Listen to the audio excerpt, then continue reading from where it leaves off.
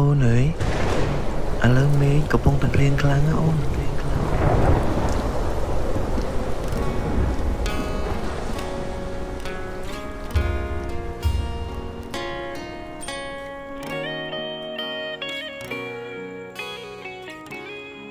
បន្ទាប់ពីបាយគ្នាមួយរយៈ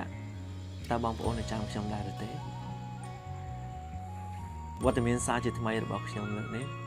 គឺនាំមកនៅជាមួយស្នាដៃថ្មីនៅបទចម្រៀងមួយបទចង់ដឹងថាមានអត្ថន័យយ៉ាងណាមានទស្សនាที่ได้ពេលនេះបាត់ពើមិនឃើញមេឃអើយជួយហៅអូនត្រឡប់ផងថាបងនេះនឹកណាស់ណានួនល្អមនុស្សបងធ្លាប់អបរាល់ថ្ងៃយប់នេះមេឃភ្លៀងខ្លាំងខ្លាំងណាស់នឹកអូនណាស់តើដឹងទេរងាខ្លាំងណាស់ពេញដងស្រែករង